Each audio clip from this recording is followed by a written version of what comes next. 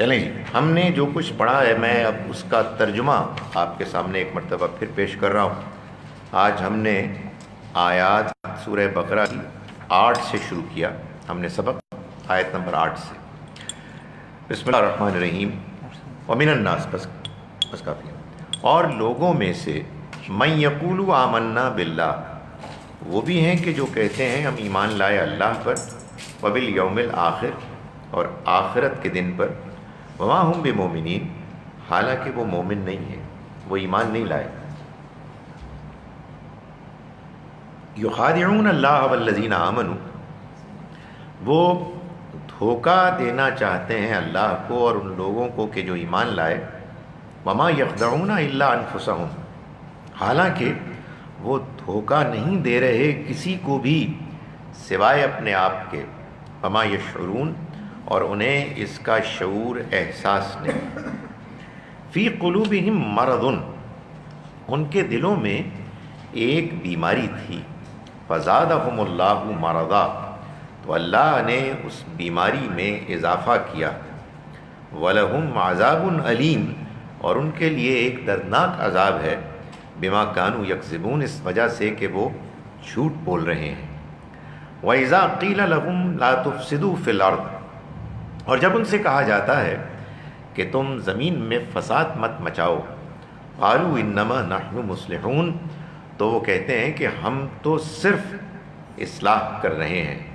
الا، جان لو، انہم هم المفسدون، یہی لوگ ہیں کہ جو فساد مچانے والے ہیں۔ ولکن لا یشعرون، مگر ان کو اس کا شعور نہیں۔ وَإِذَا قِيلَ لَهُمْ آمِنُوا، اور جب ان سے کہا جاتا ہے کہ ایمان لاؤ، کما آمن الناس، جیسے کہ ایمان لائے یہ لوگ، قالوا، تو وہ کہتے ہیں انؤمن، کیا ہم ایمان لائیں، کما آمن السفہاء، جیسے کہ ایمان لائے یہ بیوقوف۔ الا، جان لو، انہم هم السفہاء، یہی لوگ ہیں کہ جو بیوقوف ہیں۔ ولکن لا یعلمون، مگر یہ نہیں جانتے۔ وَإِذَا لَقُوا الَّذِينَ آمَنُوا، اور جب یہ ملتے ہیں ان سے کہ جو ایمان لائے، قالوا آمنا، تو کہتے ہیں کہ ہم بھی ایمان لائے۔ وَإِذَا خَلَوْا إِلَىٰ شَيَاطِينِهِمْ، اور جب یہ الگ ہوتے ہیں ان سے اور جاتے ہیں اپنے شیطانوں کے پاس، قالوا انا معکم، تو کہتے ہیں کہ ہم تمہارے ساتھ ہیں۔ انما نحن مستہزئون، ہم تو بس مذاق اڑا رہے تھے۔ اللہ یستہزئ بہم، اللہ ہے کہ جو مذاق کرتا ہے ان سے۔ ویمدہم فی طغیانہم، اور ڈھیل دیتا ہے ان کو ان کی سرکشی میں۔ یعمہون، کہ یہ بھٹکتے پھر رہے ہیں۔ اولئک الذین اشتروا الضلالۃ بالہدی، یہ وہ لوگ ہیں کہ جنہوں نے گمراہی کو خرید لیا ہدایت کے بدلے۔ فما ربحت تجارتہم، تو نفع بخش نہ ہوئی ان کی تجارت۔ وما کانوا مہتدین، اور نہ ہی یہ کوئی راستہ پا سکے۔ مثلہم، ان کی مثال، کمثل الذی استوقد نارا، اس شخص کی مانند ہے کہ جس نے آگ جلائی۔ فلما اضاءت ما حولہ، پھر جب اس نے روشن کر دیا اس کے ماحول کو، ذہب اللہ بنورہم، تو لے گیا اللہ ان کی روشنی کو۔ وترکہم فی ظلمات لا یبصرون، اور چھوڑ دیا ان کو اندھیروں میں کہ وہ نہیں دیکھ پاتے۔ صم بکم عمی، بہرے ہیں، گونگے ہیں، اندھے ہیں۔ فہم لا یرجعون، چنانچہ وہ لوٹ کر آنے والے نہیں۔ او کصیب من السماء، یا پھر مثال ہے ان کی بارش کی طرح آسمان سے جو نازل ہوئی۔ فیہ ظلمات ورعد وبرق، جس میں اندھیرے ہیں، چمک ہے، کڑک ہے۔ یجعلون اصابعہم فی آذانہم، ٹھونستے ہیں وہ اپنی انگلیوں کو اپنے کانوں میں، من السوائق حذر الموت، کڑک کی وجہ سے، موت کے ڈر سے، واللہ محیط بالکافرین، اللہ گھیرے میں لیے ہوئے ہے ان کافروں کو، انکار کرنے والوں کو۔ یکاد البرق یخطف ابصارہم، قریب ہے کہ بجلی ان کی نگاہوں کو اچک لے، کلما اضاء لہم مشوا فیہ، جب جب وہ ان کے آگے روشنی کرتا ہے، مشوا فیہ تو اس میں چل پڑتے ہیں، وَإِذَا أَظْلَمَ عَلَيْهِمْ، جب وہ ان کے آگے اندھیرا کرتا ہے، قاموا تو وہ رک جاتے ہیں، وَلَوْ شَاءَ اللَّهُ، اور اگر اللہ چاہتا، لَذَهَبَ بِسَمْعِهِمْ وَأَبْصَارِهِمْ، تو ان کے سننے، ان کی دیکھنے کی صلاحیت ان سے چھین لیتا۔ ان اللہ علی کل شیء قدیر، اللہ ہر چیز پر قدرت رکھنے والا ہے۔ اقول قولی ھذا واستغفر اللہ۔ مائک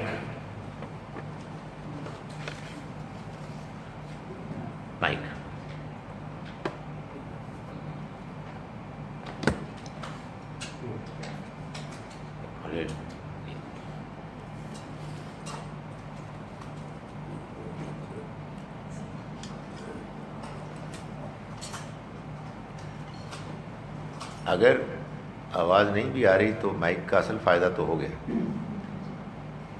یہ سوال کس نے پوچھنا؟ میں نے پوچھنا تھا۔ بسم اللہ الرحمن الرحیم، بہت اچھی طریقے سے یہ آیات کا سمجھ آئی ہے۔ الحمدللہ، میں سالہ سال سے پڑھ رہی ہوں۔ یہ مشکل آیات ہیں، یہ بات صحیح ہے آپ کی۔ اس میں ابھی بھی دو تین چیزیں ہیں۔ ایک تو یہ ہے کہ آپ نے جو کہا کہ ان کے دل میں جو بیماری ہے یہ حسد کی بیماری ہے، تو کیا یہ منافقت کی بیماری نہیں ہے کہ یہ مطلب ایک طرف یہ کہتے ہیں کہ ہم تمہارے ساتھ ہیں اور اپنے شیطانوں کو جا کے کہتے ہیں کہ ہم تمہارے ساتھ ہیں، اور دوسرا یہ ہے کہ یہاں پہ جو یہ لکھا ہے کہ جب اللہ تعالیٰ ان کے آگے اندھیرا کر دیتا ہے، جی وَإِذَا أَسْلَمَ عَلَيْهِمْ، یہ ورس نمبر 20 جی جی جی، تو یہ اللہ تعالیٰ کا ان کے آگے اندھیرا کرنے سے کیا مطلب ہے، یہ مجھے سمجھ نہیں۔ دیکھیے جو پہلا سوال ہے اس کا جواب یہ ہے کہ منافقت تو یہ ہے نا کہ ایک شخص ایمان نہیں لایا ہے اور وہ دھوکہ دے رہا ہے کہ وہ ایمان لایا ہے، یہ ہے اصل میں رویہ۔ لیکن یہ رویہ پیدا کیوں ہوا ہے؟ حسد کی وجہ سے۔ یعنی ایک آدمی مثال کے طور پر کہتا ہے کہ میں پوز کرتا ہوں کہ میں مانتا ہوں، لیکن میں مانتا نہیں ہوں، اصل میں یہ مجھے معلوم ہے لیکن میں دھوکہ دے رہا ہوں۔ کیوں؟ اس لیے کہ اگر میں ایسا نہیں کروں گا تو یہ میری ڈیڈی ہے، مجھے پاکٹ منی نہیں دیں گے، تو یہ ایک اور وجہ ہو سکتی ہے۔ لیکن جن لوگوں کی بات ہو رہی ہے ان لوگوں کے منافقت کی وجہ ان کا وہ مرض تھا، وہ حسد، جس میں کہ اضافہ ہو گیا، جس کی وجہ سے انہوں نے یہ طے کر لیا کہ وہ حقیقت کے جو ان کے سامنے آ گئی ہے اس حقیقت کو وہ نہیں مانیں گے۔ یہ ایک پیچیدہ چیز، یہ بعض اوقات لوگوں کو سمجھانا بڑا مشکل ہوتا ہے۔ وہ کہتے ہیں جی کہ یہ نہیں سمجھ میں آتی کہ بات سمجھ میں آ گئی اور وہ نہیں مان رہے، تو اس کا جواب یہ کہ یہی تو پرابلم ہوتی ہے حسد میں۔ مطلب حسد میں مبتلا شخص حقیقت کو جانتا ہے مگر وہ کہتا ہے میں نہیں مانتا۔ انا زیادہ انوالو نہیں ہو گئی اس میں، وہ اس کے اندر کی وہ ہے نا جو اوریجنل سورس، آپ اس کی طرف پوائنٹ آؤٹ کر رہے ہیں کہ آدمی حسد کیوں کرتا ہے، کہ وہ تکبر میں ہوتا ہے، وہ اپنے آپ کو بڑا سمجھتا ہے، وہ کہتا ہے کہ ڈیزرو تو میں کرتا تھا۔ لیکن انا کی اور بھی کئی شکلیں ہو سکتی ہیں بیماریوں کی۔ ایک بڑی بیماری جو اس سے ہوتی ہے وہ حسد ہے۔ انا کا نتیجہ یہ بھی نکلتا ہے آدمی ظالم ہو جاتا ہے، لیکن یہاں اس کی مینیفیسٹیشن حسد ہے کہ وہ نہیں مانتا۔ دوسری چیز میں نے گزارش کی تھی اپنے بیان میں بھی کہ قرآن مجید کا یہ اسلوب بیان ہے کہ اللہ تعالیٰ بعض اوقات جب کوئی معاملہ ایسا کرتا ہے جس میں فیصلہ اس کا ہوتا ہے، اگرچہ کہ وہ فیصلہ پیچھے سے اس کے کسی اصول، کسی قانون، جس کو ہم کہتے ہیں کسی سنت پر مبنی ہوتا ہے، مگر فیصلہ تو اس کا ہوتا ہے. تو وہ اپنی طرف منسوب کر لیتا ہے کہ اس نے ان کے آگے اندھیرا کیا. اس کا مطلب یہ ہے کہ اس نے ان کو روشنی دکھائی، انہوں نے روشنی دیکھنے سے انکار کر دیا. اب اس کا قانون یہ ہے کہ اب ان کو اندھیرا ملے گا، تو وہ اپنی طرف منسوب کرتا ہے یہ بات بتانے کے لیے کہ یہ میرا فیصلہ ہے اور میرا فیصلہ غلط نہیں ہو سکتا. میں نے اگر اندھیرا کیا ہے تو یہ اندھیرا میں نے سوچ سمجھ کے کیا، جو آپ ڈیزرو کرتے ہیں. یہ جی وعلیکم السلام. ایک تو بات یہ ہو رہی ہے یہودیوں اور کافروں کی کہ وہ ضد اور ہٹ دھرمی میں نہیں مانتے. یہ ایک منٹ میں پلیز جی یار، وہ آپ دیکھیں یہ میرا رائٹ ہینڈ ہے، یہ میرا لیفٹ ہینڈ ہے. میں ابھی رائٹ ہینڈ سے پی رہا ہوں، آپ کو لیفٹ نظر آ رہا ہے. اچھے لوگ ہوتے ہیں وہ بیچارے ہمیشہ پرابلم. میں لیفٹ سائڈ سے پینا شروع کر دوں. جی مطلب یہ ذکر ہے نا کافروں اور یہودیوں کا کہ وہ اپنی ضد اور ہٹ دھرمی سے مطلب انہوں نے انکار کیا، ان کو پتہ تھا سارا رسول پاک کے آنے کا یا سارا.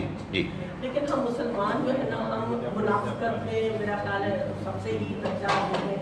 جیسے کہ اس میں یوٹیوب میں بھی آیا تھا کہ ہم حج کرنے میں تو دوسرے نمبر پہ اور بےایمانی کرنے میں ہم 160ویں نمبر پہ. مطلب ہم اس حد تک بےایمان ہیں اور ہمارے سامنے ہدایت کی کتاب بھی ہے، قرآن ہے، سارا کچھ ہے. اس کے باوجود جو ہے ہم زیادہ بھٹکے ہوئے. اور اس کا مطلب کوئی کیا مطلب آپ بتائیں گے؟ دیکھیں یہ جو ہے نا پیچیدگی کے مسلمان ایسے ہیں کہ وہ حج کرتے ہیں، نماز پڑھتے ہیں، مگر اخلاق میں بہت بگڑے ہوئے ہیں. اس کی وجہ بڑی سادہ ہے. سر آبادی مسئلہ نہیں ہے، بڑی آبادی زیادہ ہے، ہر جگہ ہم نے ایکسل کیا ہوا.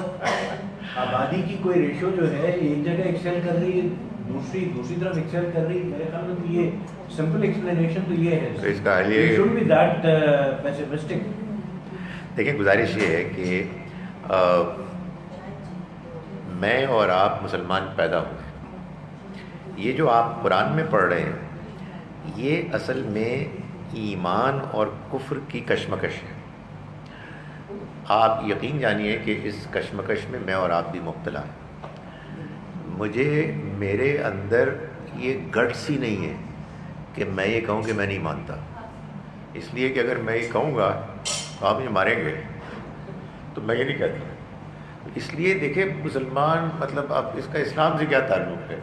مسلمان پیدا ہو جاتے ہیں، 20 کروڑ پاکستان میں مسلمان ہیں، تو اب اس میں سے کتنے لوگ ہیں جو دین کو سمجھنے کی کوشش کرتے ہیں، جو سمجھنے کی بھی کوشش کرتے ہیں. اس میں کتنے ہیں کہ جو آبجیکٹیو ہیں، دوسروں کی بات سننے کے لیے تیار ہیں.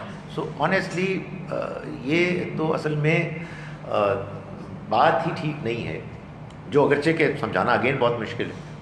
مثال کے طور پر ابھی مجھے 2-3 ہفتے پہلے میں کراچی میں تھا، تو ایک بچی نے سوال کیا کہ میں فلاں ملک میں رہتی تھی، تو ہماری ہمسائی ایک کرسچن خاتون تھی اور بہت اچھی تھی، بہت نیک تھی. تو مجھے خیال آیا کہ ہمیں کیسے پتا کہ ہماری بات صحیح ہے. ایک سوال تو پیدا ہوتا ہے. گزارش یہ ہے کہ انسان کے اندر اللہ نے پیدائشی طور پر نیکی اور بدی کا احساس رکھ دیا ہے.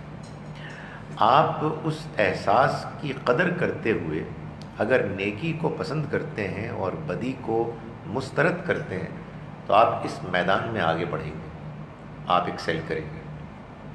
چاہے آپ عیسائی ہیں، چاہے آپ یہودی ہیں، چاہے آپ ہندو ہیں، چاہے آپ چینی ہیں، چاہے آپ مسلمان ہیں. یہ ایک پہلو ہے. دوسرا پہلو یہ ہے کہ اگر آپ ایک اچھے انسان ہیں اور دیانتدار ہیں اور آپ کے سامنے آپ کو اللہ کے دین کا پیغام بہت اچھے طریقے سے پیش کیا جائے، تو پھر یہ ہو نہیں سکتا کہ آپ کے اچھے ہونے کے بعد آپ اس کا انکار کر دیں.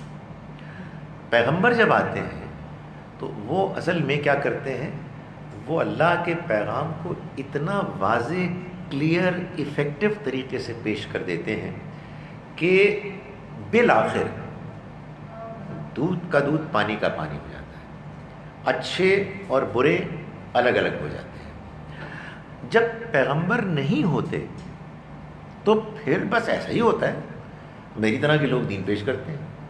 اب کردار کیا ہے، اخلاق کیا ہے، پریزنٹیشن کیا ہے، ظاہر ہے کہ اس میں بڑے مسئلے ہیں۔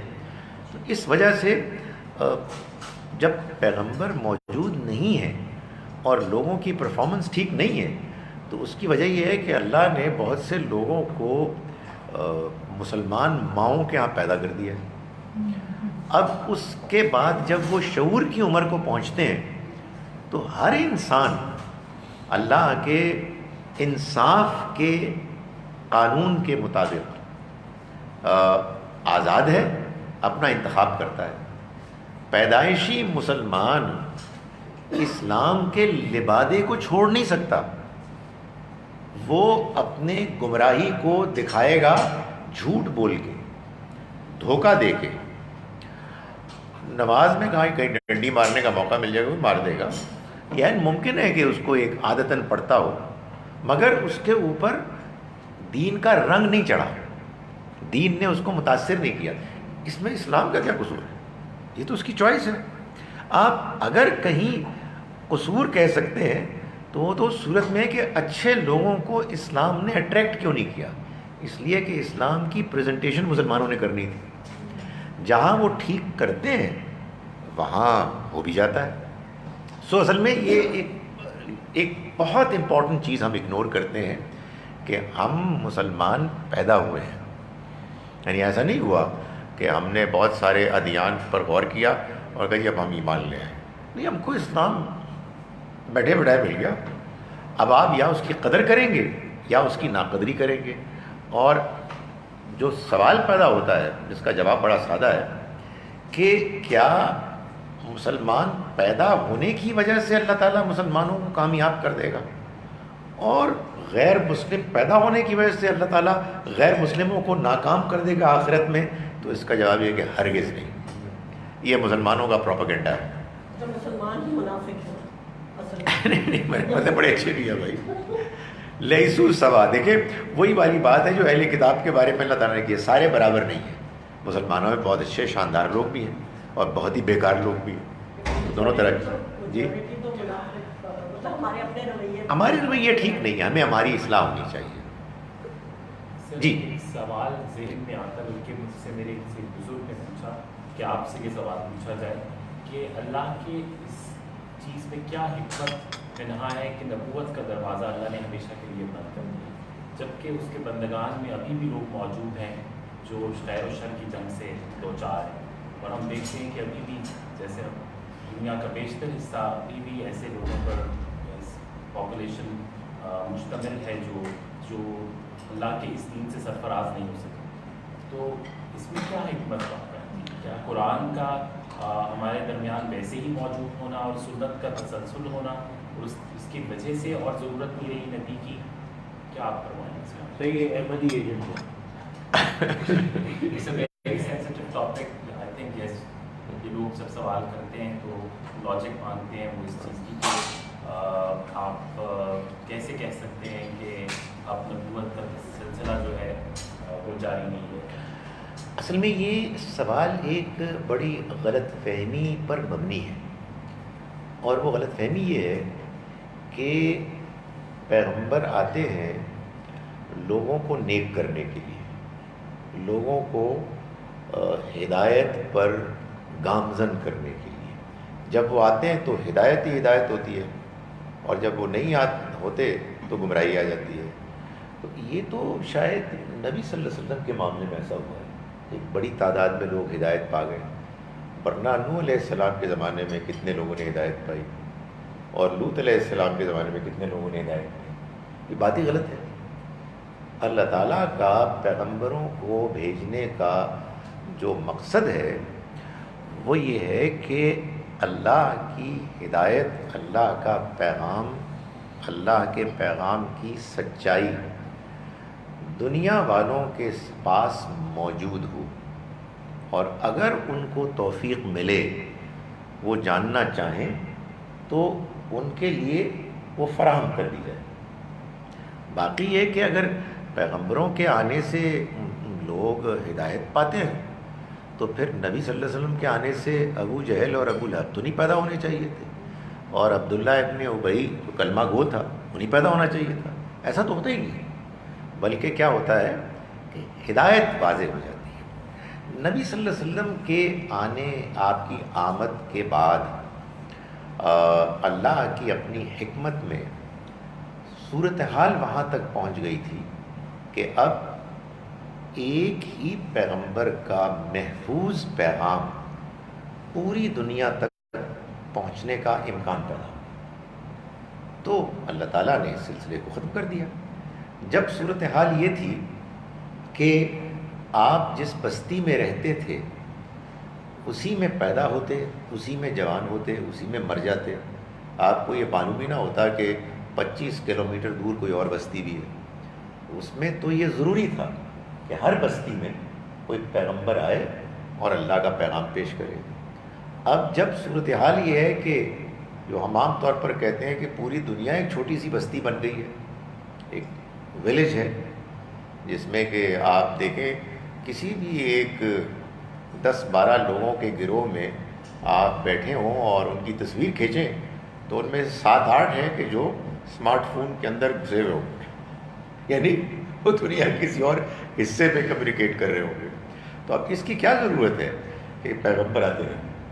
ویسے بائی دا وے جو یہ لوگ سوال پیش کرتے ہیں، ظاہر ہے کہ وہ بھی کسی اور کو پیغمبر مانتے ہیں، جو مثال کے طور پر نبی اکرم صلی اللہ علیہ وسلم کے ان کی انڈرسٹینڈنگ کے مطابق 1200 سال بعد تشریف لائے، تو ان سے پوچھنا چاہیے کہ ان 1200 سال میں کیا ہوتا رہا، اور عیسیٰ علیہ السلام اور نبی صلی اللہ علیہ وسلم کے درمیان 600 سال کا فصل تھا، تو ان 600 سالوں میں کیا ہوتا رہا؟ یعنی اگر پیغمبروں کے آنے کا مقصد یہ تھا کہ کوئی بندہ بھی گمراہ نہ ہو اور سارے اچھے ہوئے، تو ایک تو یہ ایسا ہوتا نہیں ہے، اور دوسرا یہ کہ اللہ کی اسکیم میں بھی ایسا نہیں نظر آتا کہ معلوم ہو کہ پھر تو یہی ہونا چاہیے نا کہ کبھی کوئی ایک دن کا بھی نہ ہو ایسا گیپ کہ جس میں کوئی پیغمبر نہ ہو۔ تو یہ اصل میں پیغمبروں کی آمد کے مقصد کو نہ سمجھنے کی وجہ سے یہ سوال پیدا ہوتا ہے کہ وہ آتے ہیں تو لوگ نیک ہو جاتے ہیں، نہیں آتے تو نہیں ہوتے۔ سچی بات ہے جب وہ آتے ہیں تو آزمائش بڑھ جاتی ہے، بندہ زیادہ نمایاں منافق بن جاتا ہے۔ جی سر، ایز اے لے مین میں اس پہ تھوڑا سا عرض کرنا چاہتا ہوں کہ what I understand as a لے مین، میں نے کہا کہ ریلیجن سے کہ جب تک یہ پیغمبروں کا سلسلہ تھا، جب ہمارے رسول پاک صلی اللہ علیہ وآلہ وسلم تک جو ختم ہوا، تو آئی انڈرسٹینڈ میں اپنی لے مین کہ it was a work in progress, جو رشد کا یا جو وحی کا یا جو ارشاد کا سلسلہ تھا، جو اللہ تعالیٰ نے جو پیغام دینا تھا، it was a sort of a work in progress. جیسے آپ کوئی بھی کتاب لکھ رہے ہیں یا کوئی آپ اسٹیچو بناتے ہیں یا کوئی بھی ایک آرٹسٹ کریٹ کر رہا ہوتا ہے، تو جب وہ ختم ہو گیا اور اللہ تعالیٰ نے کہہ دیا کل یوم مطلب کہ آج کا دن میں نے آپ کے دین کو کامل کر دیا ہے، تو then there was no further scope for anything کہ اللہ تعالیٰ نے جو بھی اپنا ریویل کرنا تھا یا جو بتانا تھا۔ اینڈ دین اللہ تعالیٰ نے ایک سسٹم بنایا نا کہ قرآن پاک بغیر کسی تحریف کے، بغیر کسی اضافے کے، جو کہ دوسری کتابوں کے ساتھ نہیں ہوا۔ سو وی ہیو دی دین ان اٹس کمپلیٹسٹ پاسبل یا most perfect form, so there is no need for any other. جب آپ کے پاس ایک پرفیکٹ ایگزامپل یا پرفیکٹ جو ایک وہ جو کہتے ہیں نا جو اللہ تعالیٰ کا میگنم اوپس تھا، جو ایک شاہکار تھا انہوں نے دے دیا، تو اس کے بعد زمیمہ یا دباچہ لکھنے کی ضرورت ہی نہیں۔ اس میں صرف گزارش یہ ہے کہ اگر الیوم، دیکھیں الیوم اکملت لکم دینکم کے دو مطلب ہو سکتے ہیں۔ ایک تو یہ کہ اللہ نے اپنے دین کو مکمل کر لیا، پہلے وہ نامکمل تھا۔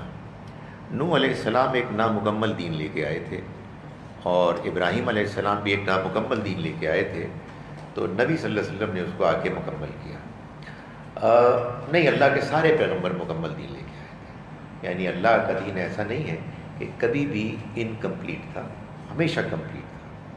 اس کا دوسرا مطلب جو ہو سکتا ہے وہ یہ ہے کہ نبی صلی اللہ علیہ وسلم کو جو اللہ نے اپنا دین دیا، جو تمام پیغمبروں کی طرح وہ بھی مکمل ہی تھا، وہ گریجولی آپ نے انٹروڈیوس کیا.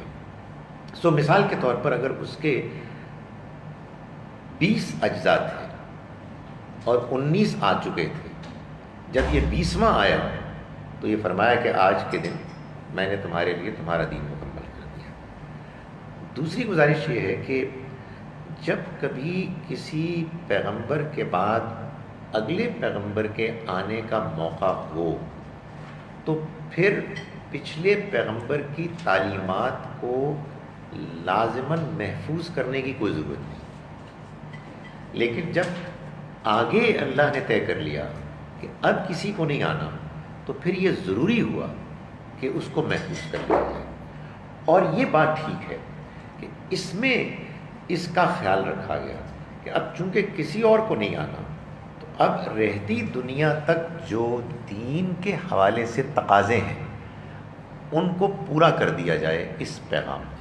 سو اس میں کوئی شک نہیں ہے کہ اللہ نے اپنی ہدایت کو اس لحاظ سے انسانوں کے لیے دینی لحاظ سے مکمل کر دیا.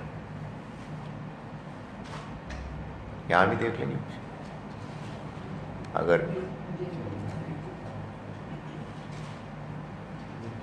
یہ سوال پتہ نہیں ٹھیک ہے کہ نہیں ہے، لیکن یہ ہے کہ میرے خیال میں جب ایک رسول اللہ کی طرف سے آتے تھے تو لوگوں میں دین پھیلتا تھا اور پھر آہستہ آہستہ آہستہ آہستہ وہ کم ہوتا جاتا تھا، کم لوگ ہوتے تھے، تو پھر اللہ تعالیٰ ایک اور پروفٹ کو بھیجتے تھے.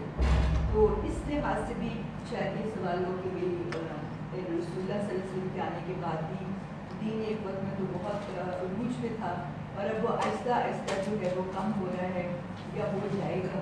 تو کیا کسی اور کی بھی ضرورت پڑنے کا امکان ہے یا پھر قرآن خود ہی اس کو سنبھال لے؟ دیکھیں اللہ کے دین میں کیا بات بیان ہوئی ہے، اس کے اب دو پہلو ہیں. ایک یہ ہے کہ وہ کہاں لکھی ہوئی ہے، اس کے مظاہر کدھر ہیں، یہ ایک پہلو ہے. اور دوسرا یہ کہ جو لکھا ہے اس کا مطلب کیا ہے، جو مظاہر ہیں ان کی اسپرٹ کیا ہے. اگر پہلی چیز موجود ہی نہیں ہے یا اس میں کنفیوژن ہے کہ اللہ تعالیٰ نے یہ کہا ہے یا یہ کہا ہے تو پھر واقعی بڑی کنفیوژن ہے. پھر اس کا مطلب یہ ہے کہ کسی پیغمبر کی ضرورت ہے کہ بھائی یہ سورہ انعام قرآن کا حصہ ہے کہ نہیں ہے. یہ کنفیوژن جو ہے یہ ظاہر ہے کہ لوگوں کے لیے پریشانی کا باعث بنے گی. تو اللہ نے اس کو انشور کر دیا. اسی طرح سے سنت کے معاملات کو، باقی آزمائش بھی تو ہونی تھی نا. تو آزمائش کی غرض سے پورا قرآن مجید انٹرپریٹیشن کے لیے حاضر ہے. اس میں ظاہر ہے کہ ابھی ہم بھی بات کر رہے ہیں تو ہمارے درمیان بھی کچھ نہ کچھ اختلاف ہو رہا ہے. یہ ضروری ہے اس لیے کہ یہ نہ ہو تو پھر ہم غور نہ کریں، یہ نہ ہو تو سچائی کو جاننے کا امتحان نہ ہو. لیکن اس امتحان میں اللہ نے دنیا والوں کو عام طور پر نہیں ڈالا کہ وہ یہ سوچیں کہ پتہ نہیں اللہ میاں نے جو بات بیان کی ہے وہ ہے کیا، اس کے الفاظ کیا ہیں. ان کو اللہ نے اب محفوظ کر دیا، جبکہ کسی پیغمبر کو نہیں آنا. جب پیغمبر آتے تھے تو کچھ گڑبڑ ہو جاتی تھی تو موجود پیغمبر بتا دیتے تھے کہ اللہ کا منشا یہ ہے. سو رہی یہ بات کہ صحابہ کرام کی تعداد بہت بڑی تھی، یقیناً اس میں کوئی شک نہیں. اس نے بڑا رول ادا کیا اس چیز میں کہ یہ پیغام دنیا میں ہر جگہ پھیل گیا.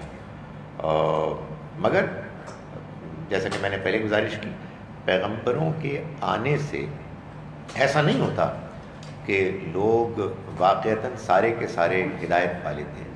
نہیں، اللہ کا پیغام آ جاتا ہے.